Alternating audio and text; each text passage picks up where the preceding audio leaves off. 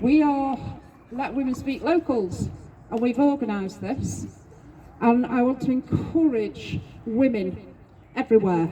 You can do this. You can set up your own. And if you need a hand, give us a DM on Twitter, and I'll give you a hand.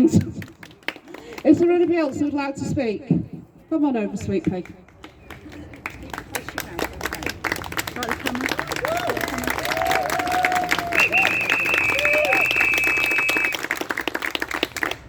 I used to work work on site at AstraZeneca up the road, and I think AstraZeneca is probably one of the most captured companies out there when it comes to gender identity ideology. Now, AstraZeneca gave us training called Respect in the Workplace training, where we were told that everyone has a gender identity. We were told about binding breasts. We were sent blog posts about binding breasts. They have the word queer everywhere. When I asked my manager about the word queer in the workplace, he sent me back training that I should learn to accept the word queer in the workplace. The head of HR sent me the word queer seven times in an email as well, to explain why it is widely accepted at that organisation that people call lesbians like me queer. Not only that, but there's a woman who is a lesbian who says, I'm married to a woman, I don't call myself a lesbian, although I'm not attracted to men, who promotes a lot of this stuff. The head of HR there is a heterosexual man, the same man who sent me the word queer 7 times in an email, who brought in the Respect in the Workplace training, where we were told everyone has a gender identity. So really, what I also wanted to say was that gender identity ideology is about making people feel powerless, and in fact we're actually not.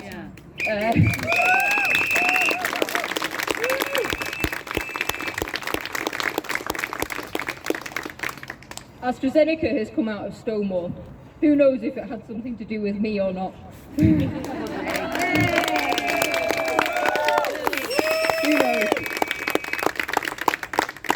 But really, what I want AstraZeneca and all of the other GnRHA manufacturers, puberty blocker manufacturers, to drop gender identity ideology. They also need to apologise for their part in sterilising, mutilating and chemically castrating homosexual people. That's all I have to say. Absolutely brilliant. It's spot on. And this is what I don't get, is that the queer aspect, it's a slur. So how can they go around still doing that in this day and age, when everybody fought against it? And yeah, they're off the reds. Right, would anybody else like to come and have a talk? Come on over, sweet pea.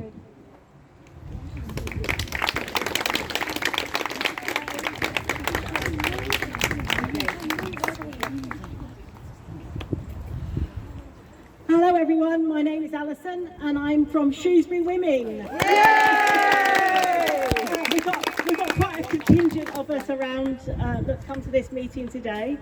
It's been great so far, and I didn't plan to speak, so this is just me. Wendy and I went street turfing last Saturday in Shrewsbury. It's our regular spot, and we had quite a good interaction. It was quite positive, but one of the things that did come out of it is we women are our own worst enemies. So it was what the conversations we had with the men, they get it, they really do get it, they understand what men are like. And it's the women who challenged us, the women who said we're transphobic, because they are talking about being kind. We had one young girl come up to me really aggressively, actually with her mother, who looked in the opposite direction and wouldn't look at her, who told me that we shouldn't be using suffragette colours because, you know, we had no right to use them. And it's absolutely rubbish. So we really do need to, women need to take a hard look at themselves and think, why am I supporting this male rights movement, men's rights movement? That's really what I want to say. Apart from the fact, I can really recommend street turfing. If you haven't done it, it's really good fun. Last week there was only 2 of us, but in other times there have been bigger groups. And we go there. We've got our own Shrewsbury Women leaflets, and usually we get very little hassle because most people understand what the truth is. Yay! Thank you very much. That was brilliant. Absolutely brilliant. Right, would you like to come up, my love?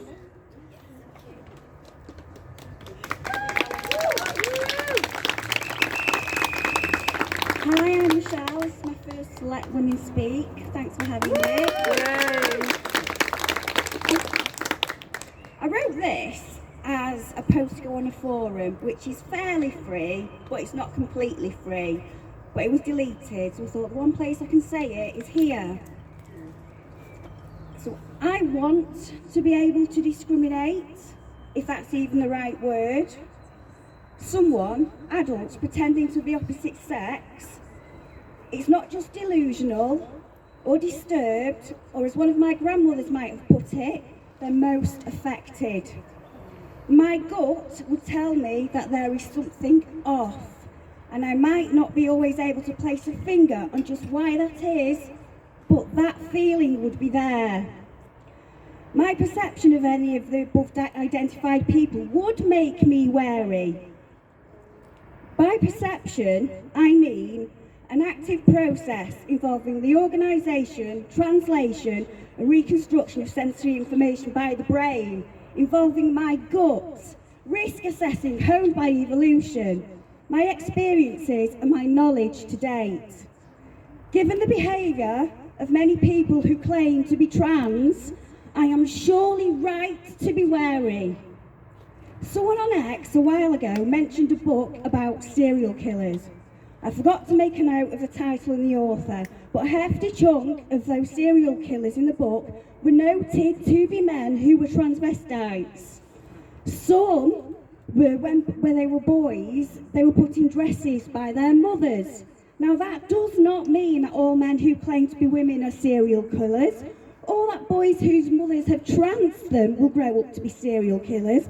But this is knowledge that I am now aware of, and it informs my perception.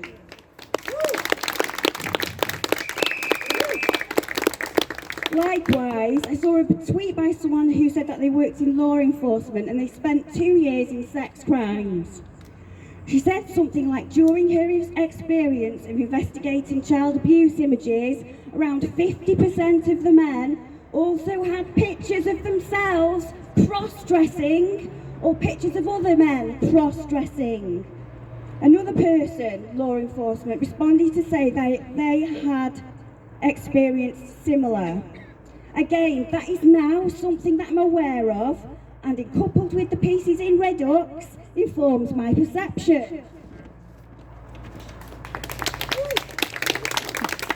Does anybody even collate the data on that? I don't know. I mean, we've got the Ministry of Justice figures, but do they collect the data on how many days become Diane while they're producing these images? So yes, I would like to be able to discriminate.